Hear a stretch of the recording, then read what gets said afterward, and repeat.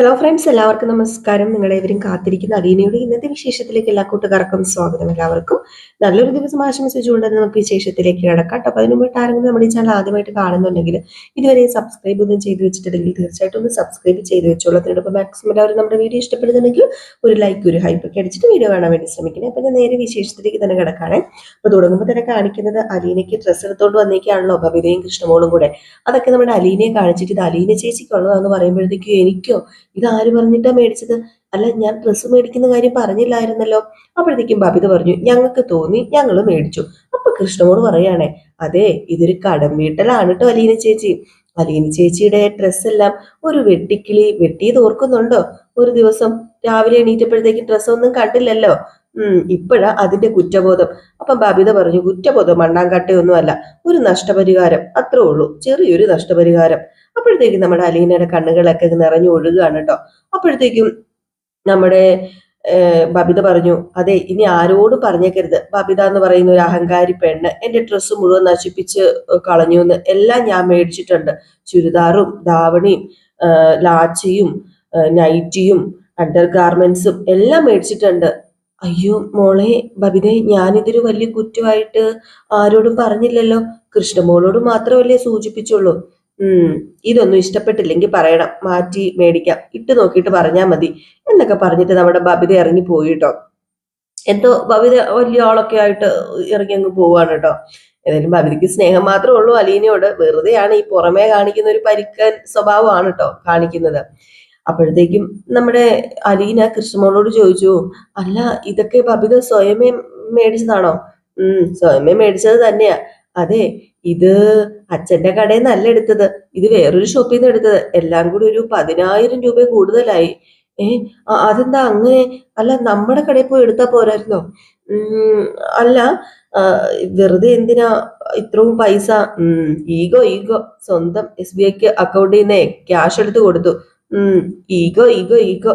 അല്ല, ഞാന് പോട്ടെ, ഡ്രസ്സ് മാറിയിട്ട് വരാം. ഏതായാലും ഈ ഡ്രസ്സൊക്കെ ഇട്ടിട്ട് ഫോട്ടോ എടുത്ത് ബബിതേച്ചിനെ കാണിക്കണം. ബബിതയെ ആളാകെ മാറി. ദേ ഇപ്പോഴേ ബബിതേച്ചി അലീന ചേച്ചിയുടെ ഫാനാ. പക്ഷെ ഞാനാട്ടോ ഫസ്റ്റ് ഫാനേ. അത് കഴിഞ്ഞിട്ടേ ബാക്കി എല്ലാവർക്കും ആവത്തുള്ളൂ. ബാക്കി എല്ലാവരും എന്നെ പുറകെ നിൽക്കുന്നവരാണേ, അത് ഓർക്കണേ എന്ന് പറഞ്ഞപ്പോഴത്തേക്ക് നമ്മുടെ അലീനെ ചിരിച്ചു കേട്ടോ. ഏതായാലും വന്നിട്ട് ഈ ഡ്രസ്സ് എല്ലാം നമ്മുടെ അലീനെ എടുത്ത് ഇങ്ങനെ നോക്കുകയാണേ. അലീനയ്ക്ക് ഡ്രസ്സ് കിട്ടിയ സന്തോഷമല്ലല്ലോ, നമ്മുടെ ബബിത മേടിച്ചു കൊടുക്കുക എന്ന് പറയുമ്പോഴത്തേക്കും അത് ഇരട്ടി മധുരമല്ലേ. ഏതായാലും ഈ സീൻ കഴിഞ്ഞ് പിന്നെ കാണിക്കുന്ന സീൻ എന്ന് പറഞ്ഞാല് നമ്മുടെ രോഹിത്തിന് ഒരു ലെറ്റർ വന്നു. ഒരു പോസ്റ്റ്മാൻ ഒരു ലെറ്റർ കൊണ്ട് കൊടുത്തു. അപ്പൊ രോഹിത് എന്ത് ചെയ്യുന്നു, ആ ലെറ്റർ ഒക്കെ ഇങ്ങനെ എടുത്ത് വായിക്കുകയാണ്. കൃഷ്ണമോളാണെങ്കിൽ എന്തോ ടിവിയോ എന്തൊക്കെയോ കണ്ടൊക്കെ അവിടെ ഇരിക്കുന്നു, ഒരു മൂലയ്ക്ക് ഇരിക്കുന്നു. അപ്പൊ കത്ത് കിട്ടി കഴിഞ്ഞപ്പോഴത്തേക്കും നമ്മുടെ രോഹിത് അത് വായിച്ചു. രോഹിത് അത് വായിച്ചിട്ട് നേരെ, അതായത് ഉമ്മർത്ത് നിന്നാണ് വായിച്ചത്, ഇതിനെ നിന്നാണ് വായിച്ചത്. എന്നിട്ട് നേരെ അകത്തേക്ക് കയറുകയാണ്. അപ്പൊ അകത്തേക്ക് കയറിയപ്പോ കൃഷ്ണമോള് കണ്ടു. അപ്പൊ കൃഷ്ണമോള് ചോദിച്ചു, അല്ല, ഇതെന്താ ഒരു കത്തൊക്കെ? അത് പിന്നെ കോളേജിൽ നിന്ന് വന്നതാ. നാളെ പ്രിൻസിപ്പളും അതുപോലെ എന്തോ ഒരു കമ്മിറ്റി അംഗങ്ങളൊക്കെ ആയിട്ടോ മീറ്റിംഗ് ഉണ്ട് എന്ന് പറഞ്ഞപ്പോഴത്തേക്കും അതെന്തിനാ അങ്ങനെ ഒരു മീറ്റിംഗ്? അറിയില്ല. മിക്കവാറും ഡിസിപ്ലി ഹെഡൊക്കെ ആയിട്ട് മീറ്റിംഗ് ഉണ്ടെന്നാ പറഞ്ഞേക്കുന്നത്. അല്ല, ഈ ഡിസിപ്ലി ഹെഡോ? അതൊക്കെ ആരാ? അതെ, വേറെ ആരുമല്ല, മാനേജർ അച്ഛനില്ലേ, ഫാദറുമായിട്ടുള്ളൊരു മീറ്റിംഗ് ആണ്. അന്ന് നിങ്ങളെ അടിച്ചോടിച്ച് വിട്ടതല്ലേ, പിന്നെന്തിനാ പിന്നെ വിളിക്കുന്നത്? അല്ല, ഇങ്ങനെ ഒരു ലെറ്റർ തന്നത്? അല്ല, എനിക്കറിയില്ല. ഇതിൽ എഴുതിയിരിക്കുന്നത് ഞാൻ മാത്രമല്ല, അലീന ചേച്ചിയും കൂടെ നാളെ ആ ഒരു യോഗത്തിൽ പങ്കെടുക്കാൻ ചെല്ലണമെന്നാണ്. അപ്പോഴത്തേക്കും കൃഷ്ണമോള് പെട്ടെന്ന് അത് മേടിച്ചിട്ട് അതും കാണിച്ചതൊക്കെ പറഞ്ഞ് മേടിച്ചിട്ട് ഇങ്ങനെ വായിച്ചൊക്കെ നോക്കുകയാണ്. അപ്പോഴത്തേക്കും നമ്മുടെ അലീന ഇറങ്ങി വന്നു കേട്ടോ. അലീന മേളിലും കണ്ടെന്തോ പണിയൊക്കെ ആയിരുന്നു. അപ്പൊ ഇറങ്ങി വന്നിട്ട്, എന്താണ് രോഹിത്തെ, നീ എന്നെ വിളിച്ചായിരുന്നോ? ആന്നേ, ഞാൻ വിളിച്ചായിരുന്നേ. അലീന ചേച്ചി എവിടെയായിരുന്നു? അതുപോലെ ഞാൻ ടെറസിലെ തുണി വിരിക്കാൻ പോയതാ. എന്ത് പറ്റി നീ എന്നെ വിളിച്ചത്? അതേ അലീന ചേച്ചി, ഇതെന്ന് പറഞ്ഞ് കൃഷ്ണമോള് ആ ഒരു ലെറ്റർ അങ്ങ് കൊടുക്കുകയാണ്. അപ്പോഴത്തേക്കും നമ്മുടെ അലീനയും ആ ലെറ്റർ വായിക്കുകയാണ് കേട്ടോ. അപ്പം രോഹിത് പറഞ്ഞു, അതെ, കോളേജിൽ നിന്ന് വന്ന ലെറ്ററാ, നാളെ ചേച്ചീനെയും കൂട്ടിക്കൊണ്ട് കോളേജിലേക്ക് ചെല്ലണമെന്ന്. ഞാനോ? എന്നെ എന്തിനാ വിളിപ്പിച്ചത്? അച്ഛനെയും കൊണ്ടല്ലേ പോവേണ്ടത്? അച്ഛനല്ലേ നിന്റെ ഗാർഡിയൻ, അപ്പൊ പിന്നെ ഞാനാണോ വരേണ്ടത്? എനിക്കറിയാൻ പാടില്ല. ദേ ഇതിപ്പം എങ്ങനെയാ എന്തുവാ എന്നൊന്നും എനിക്കറിയില്ല. ഇനി ഇമെയിലും കൂടെ അവരെ അയക്കുന്ന പറഞ്ഞത്. അല്ല, എന്റെ രോഹിത്, ഈ സ്റ്റുഡൻസിന്റെ കൂടെ പേരൻസ് അല്ലേ പോവേണ്ടത്, അല്ലാതെ ഞാനാണോ? അലീന ചേച്ചി അന്നേ പുള്ളിക്കാരനെ വെറുപ്പിച്ചെന്നല്ലേ പറഞ്ഞത്, ഫാദറിനെ. അതിന്റെ പ്രതികാരമാണോ ഇനി വിളിച്ചിട്ട്? എങ്ങനെ പ്രതികാരം ചെയ്യാനാ? അല്ല, നിങ്ങളെ രണ്ടുപേരെയും വിളിച്ചു വരുത്തുന്നു, പ്രിൻസിപ്പാളിന്റെയും കമ്മിറ്റീനെയും മുന്നിലിട്ട് മാനേജർ അച്ഛൻ നിങ്ങളെ നാണം കെടുത്തുന്നു. പ്രത്യേകിച്ച് അലീന ചേച്ചിനെ മാക്സിമം അവഗണിച്ചിട്ട് ഡിസ്മിഷൻ ലെറ്ററോ അങ്ങനെ എന്തെങ്കിലും രോഹിത്തേട്ടന്റെ കൈ കൊടുക്കുന്നു. ഇങ്ങനെയൊക്കെ വല്ലതും സംഭവിക്കാൻ പോകുന്നതെന്നാ എന്റെ ഒരു സങ്കല്പം. അപ്പോഴത്തേക്കും പെട്ടെന്ന് അലീനെ അങ്ങോട്ട് ചെവി പിടിച്ചിട്ട് ഇങ്ങനെ കിഴക്കിട്ട് പറഞ്ഞു, ദേ പെണ്ണെ, ദേ നിനക്ക് കുറച്ച് കൂടുന്നുണ്ടേ. ചുമ്മാ വായിക്ക് വരുന്നൊക്കെ അങ്ങ് വിളിച്ചു പറഞ്ഞാൽ മതി. ഒരു ഊഹക്കഥയും കൊണ്ട് വന്നേക്കുള്ള ഒരു സങ്കല്പം. അയ്യോ ചേച്ചി വീട് പ്ലീസ്, എത്ര വേദനയാ ഇത്. അതെ പിന്നല്ലാതെ, നിങ്ങൾക്ക് രണ്ടുപേർക്കും അവാർഡ് തരാനല്ലേ അങ്ങോട്ട് വിളിച്ചിരിക്കുന്നത്.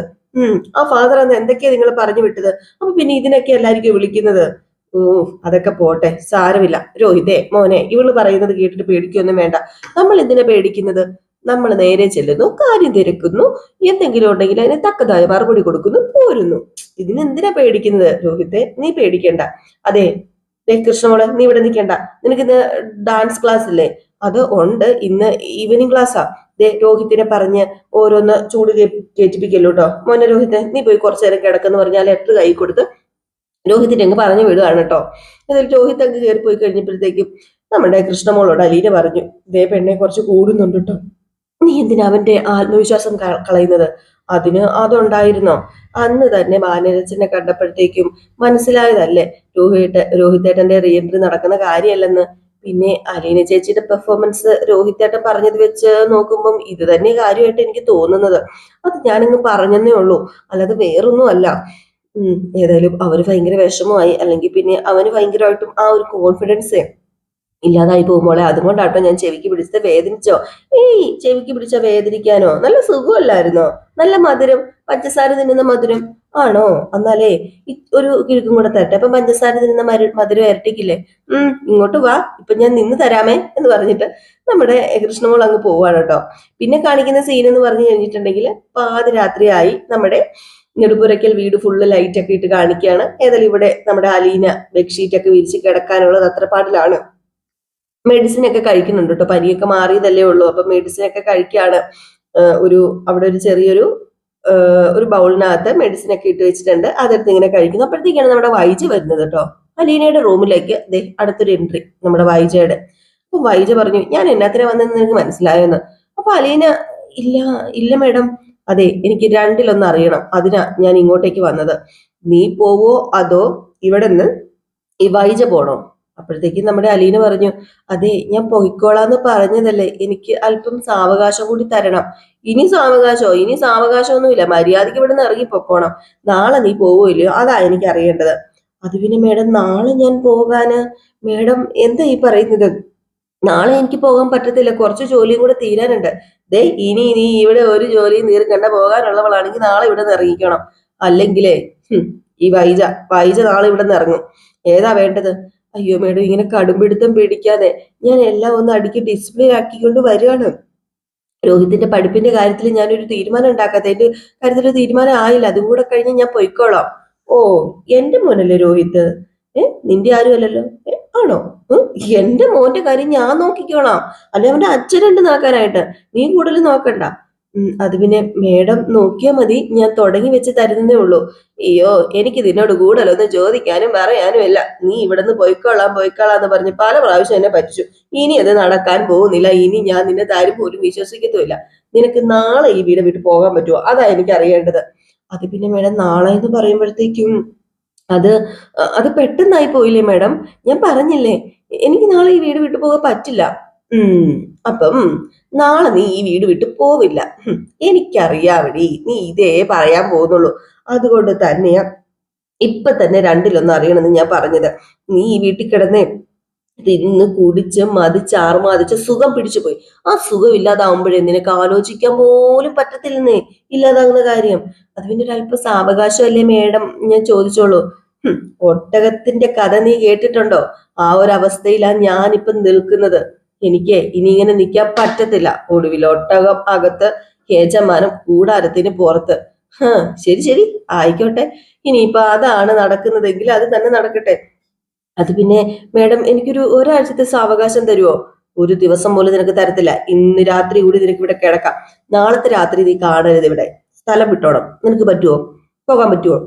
അത് പിന്നെ അലീന പറഞ്ഞു, അത് പിന്നെ ഇല്ല, പോകാൻ പറ്റില്ല എന്നുള്ള രീതിയിൽ ഇങ്ങനെ തല കുലുക്കിയപ്പോഴത്തേക്ക് എനിക്ക് മനസ്സിലായിടി, എല്ലാം മനസ്സിലായിടി, ഞാൻ തന്നെ പോയിക്കോളാം. അത് പിന്നെ ഒരു അല്പം കൂടി ക്ഷമിച്ചൂടെ? ദേ, നിന്നോട് എനിക്കൊരു സെക്കൻഡ് നേരം ഇനി ക്ഷമിക്കാൻ പറ്റത്തില്ല. നാളെ രാത്രി നമ്മളിൽ ഒരാളെ ഈ വീട്ടിൽ കാണത്തുള്ളൂ. നീ പോകത്തില്ല എന്ന് പറഞ്ഞു കഴിഞ്ഞല്ലോ, അപ്പൊ പിന്നെ ഈ വൈജ ഈ വീട്ടിൽ നിന്ന് ഇറങ്ങിക്കോളാം. കൂടുതലൊന്നും എനിക്ക് പറയാനില്ല, ചോദിക്കാനില്ല. ഞാനേ പോവാ, എനിക്ക് കിടക്കണം. ഇത് ഈ കുടുംബം നീ വെളുപ്പിക്കണം കേട്ടോ. എത്രയും പെട്ടെന്ന് മാക്സിമം അത് നശിപ്പിക്കണം. അതിനു വേണ്ടി നിനക്ക് എന്തൊക്കെ ചെയ്യാൻ പറ്റുമോ അതൊക്കെ നീ ചെയ്യടി.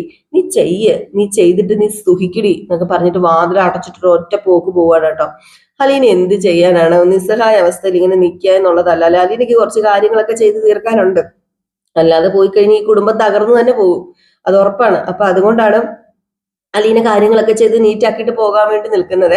എന്നാലും അലീന ഇതൊക്കെ കേട്ട് കരഞ്ഞുകൊണ്ട് നിൽക്കുകയാണ്. അപ്പൊ ഇത് കഴിഞ്ഞ് പിന്നെ കാണിക്കുന്ന സീൻ എന്ന് പറഞ്ഞാല് നമ്മുടെ രേവതിക്കുട്ടീനെയാണ് കേട്ടോ. അപ്പൊ രേവതിക്കുട്ടി രാവിലെ വെളുപ്പാങ്കാലത്ത് വാതിലൊക്കെ തുറന്ന് ഇങ്ങനെ വരികയാണ് കേട്ടോ. പട്ടിക്ക് ആഹാരം കൊടുക്കാൻ വരുന്നതാ. അങ്ങനെ പട്ടിക്ക് ആഹാരം കൊടുക്കാൻ വന്നു കഴിഞ്ഞപ്പോഴത്തേക്ക് നമ്മുടെ രേവതിക്കുട്ടി പറഞ്ഞു, കുറച്ച് നാളത്തേനെ ഇവിടെ എല്ലാരും ഡയറ്റാ, നിനക്കും ഡയറ്റാ അല്ലേ? കുറച്ച് നാളത്തേന് പുഴുങ്ങിയ മുട്ട ഒന്ന് വെച്ചിട്ട് നീ അഡ്ജസ്റ്റ് ചെയ്യ. അല്ലെങ്കിൽ ഗസ്റ്റുകൾ വരുമ്പോ നിനക്ക് തരാന്നേ, നമുക്ക് റെഡിയാക്കാന്നേ, എല്ലാം റെഡിയാക്കാം. ഇത് നീ കഴിക്കുക, ദേ ബാബാ കഴിക്കുക എന്നൊക്കെ പറഞ്ഞ് മുട്ടയൊക്കെ കൊടുത്തിട്ട് നമ്മുടെ രേവതിക്കുട്ടി ഇങ്ങനെ ആടി കൈയൊക്കെ ആട്ടി ആട്ടി ആട്ടി ആട്ടി ആട്ടി ആട്ടി ആട്ടോ വരുന്നത്. ആ രേവതിക്കുട്ടിയുടെ ഒരു നടത്തമൊക്കെ ഉണ്ടല്ലോ. അങ്ങനെ രേവതിക്കുട്ടി വന്ന് നമ്മുടെ ഗ്രേസിയുടെ മാമച്ചന്റെ വീടിന്റെ മുറ്റത്ത് നിന്നപ്പോഴത്തേക്ക് ഒരു വണ്ടി വരികയാണേ, ഒരു കറുത്തൊരു വണ്ടി. അപ്പൊ ഒരു കറുത്ത വണ്ടി വന്നു. നമ്മുടെ രേവതിക്കുട്ടി എന്ത് ചെയ്തു? വണ്ടി കണ്ടത് ഓടി നേരെ ഗ്രേസിയുടെ മാമച്ചന്റെ അടുത്തേക്ക് പോവാണ്. അപ്പോഴേ നമ്മുടെ വണ്ടിയിൽ വേറെ ആരുമല്ല, വീണ്ടും നമ്മുടെ ടോണിക്കുട്ടനാന്നേ വന്നേക്കുന്നേ.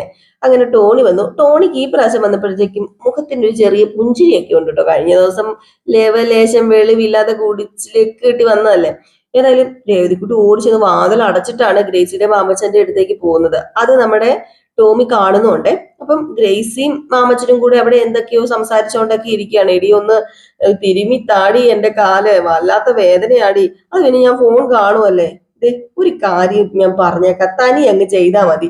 എടി, മനുഷ്യന്റെ കാലും തലയും മറ്റൊരാള് തടവുന്ന ആ ഒരു സുഖം ഉണ്ടല്ലോ, അത് അവനവൻ തടവിട്ടുണ്ട് കിട്ടത്തില്ല. ഓ, എന്റെ തലയൊന്ന് ചൊറിയാവോന്ന് ചോദിച്ചാല് മാമച്ചന് ഭയങ്കര നാണക്കേടാണല്ലോ. ചൊറിഞ്ഞു തരുവോ? ഇല്ലല്ലോ. അപ്പോഴത്തേക്ക് നമ്മുടെ രേവതി വന്നിട്ട് അതെ, രണ്ടുപേരും കൂടി ഇവിടെ ചൊറിയും കുത്തി ഇരുന്നോ. ഞാനൊരു കാര്യം പറഞ്ഞേക്കാം. തടാ ചെറുക്കൻ വന്ന് നിക്കുക. ചെറുക്കനോ? ഏത് ചെറുക്കൻ? ആ ടോണി ടോണി ടോണി ടോണിച്ചായൻ. ഓഹോ, അതാണോ ചെറുക്കന്? ആഹാ, നീ കൊള്ളാലോടി. ഞാൻ ഓർത്ത് നിന്നെ പെണ്ണ് കാണാൻ ആരെങ്കിലും വന്നതായിരിക്കുന്ന. ഓ, എന്നെ കാണാൻ ആരെങ്കിലും വന്നാലേ ഞാൻ ഇങ്ങനെയല്ല വന്ന് പറയുന്നത്. പിന്നെ നീ എങ്ങനെ വന്ന് പറയും? ഞാനേ പറയും രാജകുമാരൻ വന്നെന്ന്. അയ്യേ, രാജകുമാരനോ? നിന്നെ കാണാനോ? സൗദിന്ന് വരണം രാജകുമാരൻ. ഇപ്പം അവിടേക്കാണല്ലോ രാജഭരണം. പിന്നെ അല്ല, അയാള് പിന്നെയും കുടിച്ചിട്ടാണോ വന്നിരിക്കുന്നത്? അത് പിന്നെ കുടിച്ച ലക്ഷണമൊന്നും കണ്ടില്ല. അല്ല, ഇനിയിപ്പൊ അന്നത്തെ പോലെ ചീത്ത പറയാനാണോ? അതെ, നീ ചെന്ന് പറ രേവതിക്കുട്ടി, ഇവിടെ ആരുമില്ല, വന്ന വഴിക്ക് തിരിച്ചു പൊക്കോളാൻ പറ. വേണ്ട ഗ്രീസമ്മേ, അവനോട് രണ്ടെണ്ണം പറയണ്ടേ? അവന് എന്തൊക്കെ ഇവിടെ വന്ന് പറഞ്ഞത് കഴിഞ്ഞ ദിവസം. അത് പിന്നെ വഴക്കിനൊന്നും പോകണ്ട, നമ്മൾ എന്തിനാ അങ്ങനെ വഴക്കുണ്ടാക്കുന്നത്? നീ വാതിൽ തുറക്കാതിരുന്നാ മതി കൊച്ചേ. അല്ല, ഇനി അഥവാ കുടിച്ചിട്ടല്ലാതെയാ വന്നതെങ്കിലോ? നമ്മൾ പിണക്കണോ? പിണക്കി വിടണോ? ഷെറിൻ ചേച്ചി പ്രസവിച്ച കുഞ്ഞ് എവിടെയുണ്ടെന്ന് ടോണിച്ചായൻ അറിയാന്നല്ലേ പറഞ്ഞത്. ഒരിക്കലും കാണിച്ചു തരത്തില്ലെന്നല്ലേ പറഞ്ഞത്. അതുപിന്നെ കുടിച്ച കളിന്റെ വീര്യം കൊണ്ട് പറഞ്ഞതായിരിക്കുന്നേ. നമുക്ക് ഇനി ആവശ്യം ഉണ്ടെങ്കിലോ പിണക്കണ്ടെന്നേ, നമുക്ക് ചെറുതായിട്ടൊന്ന് ഇണങ്ങി നിൽക്കാം. എങ്ങനെയാ മാമച്ച ഇവള് പറയുന്നത്? അത് പിന്നെ ദേ, നീ പോയി ചോദിക്ക് രേവതി, എന്തിനാ വന്നതെന്ന്. മര്യാദയാണെങ്കിൽ സംസാരിക്കാന്ന് പറ. പുള്ളിക്കാരന്റെ ലക്ഷണങ്ങളൊക്കെ കണ്ടിട്ട് തീരുമാനിക്കാം അകത്ത് കയറ്റണോ വേണ്ടയോ എന്ന്. സംസാരം ശരിയാണെങ്കിൽ ഓക്കെ, ഞാൻ ഇങ്ങോട്ട് പറഞ്ഞു വിടാമേ. ചെല്ല്, നീ എന്താണെന്ന് വെച്ചാ ചെല്ല്, നീ ചെല്ല് പെട്ടെന്ന് എന്ന് പറഞ്ഞ് നമ്മുടെ രേവതിക്കുട്ടീനെ പറഞ്ഞു വിട്ടപ്പോഴത്തേക്കും ഗ്രേസി അവിടെ നിൽക്കുകയാണ്. അപ്പോഴത്തേക്കും മാമച്ചൻ പറഞ്ഞു, നീ ഒരു കാര്യം ചെയ്യ്, നീ അങ്ങോട്ടേക്ക് ചെല്ല്. ചിലപ്പോ അവളുടെ മേലെ തട്ടിക്കേറിയാലോ. കുടിച്ചു കഴിഞ്ഞിട്ടുണ്ട് ചിലർക്ക് വെളുവേ കാണത്തില്ല. ഞാനൊക്കെ ഭയങ്കര ഡീസന്റാ. പിന്നെ ഡീസന്റ് വളവളവളാന്ന് ഇങ്ങനെ വർത്താനം പറയും, അതാണോ ഡീസന്റ്? ഡീസന്റ് സാധനം എനിക്കറിയാലോ കുടിച്ചു കഴിഞ്ഞാൽ എന്താന്ന്. ഏതായാലും ഞാൻ ഗ്രേസിയുടെ അടുത്തല്ല, രേവതിയുടെ അടുത്തേക്ക് ചെല്ലാന്ന് പറഞ്ഞ് ഗ്രേസി രേവതിക്കുട്ടിയുടെ പുറകെ ചെല്ലാണ്.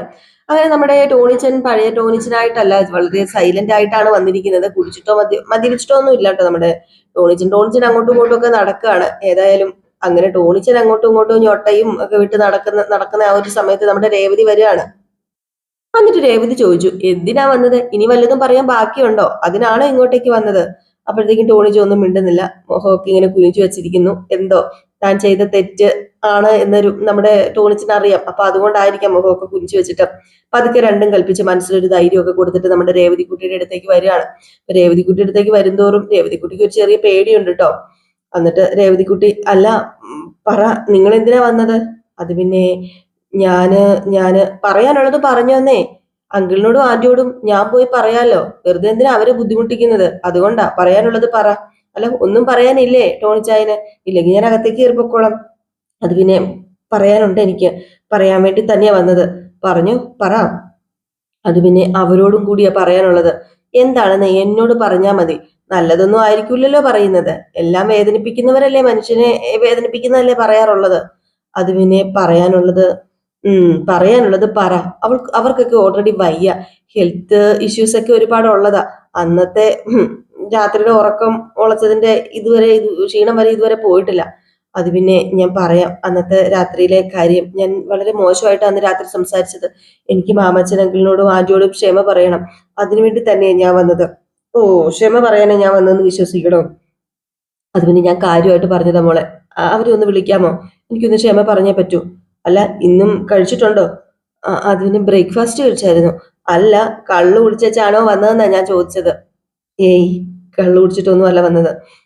ഇപ്പം ഈ നിൽക്കുന്നത് പച്ചയായ ടോണി തന്നെയാ. എന്നാ പിന്നെ അകത്തേക്ക് കയറി വാ. അതെ, അകത്ത് കയറി കഴിയുമ്പം സ്വഭാവം മാറുവോ? ഞങ്ങളെല്ലാം കൊല്ലുവോ? ഏയ് ഇല്ല, ഞാൻ അത്രയ്ക്ക് ദുഷ്ടനൊന്നും അല്ല. എന്നാ പിന്നെ കയറി വാ എന്ന് പറഞ്ഞ് ടോണി ചായനെയും കൂട്ടി അകത്തേക്ക് പോവാണ്. അവിടെ നമ്മുടെ ഗ്രേസി മാമച്ചനും ഉണ്ടായിരുന്നു. അപ്പൊ മാമച്ചൻ ചോദിച്ചു, എന്താ വന്നത്? അത് പിന്നെ ഞാന് ഒരു ചെറിയ സോറി പറയാൻ വേണ്ടി വന്നതാ. എന്തിനാ സോറിയൊക്കെ? അത് പിന്നെ ഞാനന്ന് അടിച്ചു ഫിറ്റായിട്ട് വന്ന. ഫിറ്റോ? ഒട്ടും ഫിറ്റ് അല്ലായിരുന്നല്ലോ. ഇതാണോ ഒരാളുടെ ഫിറ്റ്നസ് എന്ന് പറയുന്നത്? എനിക്ക് തോന്നുന്നില്ല. അത് പിന്നെ ഞാനൊരു നാട്ടുഭാഷ പറഞ്ഞതാണ്. സോറി, എന്നോട് ക്ഷമിക്കണം. മദ്യപിച്ച് ലക്കില്ലാതെ ഞാൻ ഇവിടെ വന്ന് എന്തൊക്കെയോ നിങ്ങളോട് പറഞ്ഞു. എന്നോട് ക്ഷമിക്കണം. എന്തൊക്കെയാ പറഞ്ഞതെന്ന് ഈ പറയുന്ന ടോണിച്ചായന് ഓർമ്മയുണ്ടോ? അത് പിന്നെ പകുതിയൊക്കെ. അല്ല, അങ്കിളിന് ഓർമ്മയുണ്ടോ? എനിക്ക് നല്ല ഓർമ്മയുണ്ട്. ഞാൻ കുടിച്ചിട്ടില്ലായിരുന്നു. അതെ, എനിക്ക് നല്ല ഓർമ്മയില്ല. നല്ല മഴയുണ്ടായിരുന്നു. മഴയത്ത് ഇറങ്ങി നിന്നോണ്ടാ ഘോര പ്രസംഗിച്ചതെന്ന് ഗ്രേസി. അപ്പൊ നമ്മുടെ ടോണി പറഞ്ഞു, അത് പിന്നെ ആന്റി, എന്റെ മനോവിഷമം കാരണം ഞാനന്ന് കുറെ കുടിച്ചെന്ന് ഓർമ്മയുണ്ട്. ബാറിൽ കയറിയാ കുടിച്ചത്. ഇങ്ങോട്ടുള്ള വഴിയൊക്കെ നല്ല ഓർമ്മയുണ്ടായിരുന്നല്ലോ. ഒട്ടും തെറ്റിയില്ലല്ലോ. ഈ വീട്ടിലേക്ക് തന്നെയാണല്ലോ വന്നത്. അതിന് അയച്ചു തന്ന ലൊക്കേഷൻ ഫോണിൽ കിടപ്പുണ്ടായിരുന്നു. അത് നോക്കിയാ ഞാൻ വന്നത്. അതെ ടോണി, ഞങ്ങൾ നിന്നോട് എന്നാ ദ്രോഹം ചെയ്തിട്ടാ നീ അത്ര നേരം ഞങ്ങളെ ചീത്ത വിളിച്ചത്? അത് പിന്നെ എന്നോട് ദ്രോഹം ചെയ്തെന്ന് ആര് പറഞ്ഞു? ഒരു ദ്രോഹവും ചെയ്തിട്ടില്ല. ഓ, പക്ഷെ നിന്റെ ജീവിതം ഞങ്ങൾ നശിപ്പിച്ചു എന്നും പറഞ്ഞുകൊണ്ടാണ് നീ ആ മുറ്റത്ത് നിന്ന് അലറിയത്. അത് പിന്നെ സോറി അങ്കിള്, ഞാൻ എന്തൊക്കെയാ പറഞ്ഞതെന്ന് എനിക്ക് ഓർമ്മയില്ല. ഞാൻ പറഞ്ഞതിനൊക്കെ എന്നോട് ക്ഷമിക്കണം.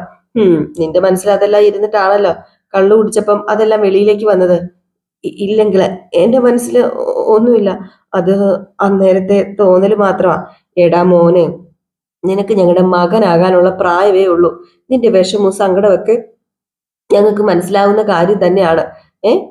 അതുകൊണ്ടാ നിന്നെ സത്യം പറഞ്ഞാല് ഒന്നും പ്രതികരിക്കാതെ ആ ഒരു സമയത്ത് നിന്നെ വെറുതെ വിട്ടത്. വേറെ വല്ലവരും ആണെങ്കിലുണ്ടല്ലോ, പോലീസിൽ വിളിച്ചു പറഞ്ഞ് നിന്നെ തൂക്കിയെടുത്തോണ്ട് പോകും. എനിക്ക് വേണമെങ്കിൽ വിളിച്ചു പറയായിരുന്നല്ലോ. ഞാൻ പറഞ്ഞോ? എന്റെ മകനാണെങ്കിൽ ഞാൻ ചെയ്യില്ലല്ലോ. ഒരിക്കലും ഞാനത് ചെയ്യത്തില്ല. ഞങ്ങളത് ചെയ്യത്തില്ല. അതുപോലെ ഞങ്ങളുടെ വിഷമം നീയും മനസ്സിലാക്കണമെന്ന് ഞങ്ങൾക്ക് പറയാനുള്ളൂ. നീ ഞങ്ങളുടെ വിഷമം മനസ്സിലാക്കാതെ ഇങ്ങനെ ഓരോന്ന് ചെയ്യരുത്. ഏതായാലും ഈ ഒരു സീൻ കാണിച്ചിട്ടാട്ടോ നമ്മുടെ ഇന്നത്തെ വിശേഷം അവസാനിക്കുന്നത്. അപ്പൊ എല്ലാവരും കാത്തിരിക്കുക അടുത്ത വിശേഷത്തിനായിട്ട്. ലൈക്ക് ചെയ്യാനും ഹൈപ്പ് ചെയ്യാനും മറക്കരുത്. നെക്സ്റ്റ് വീഡിയോ ആയിട്ട് വരാം. Bye bye.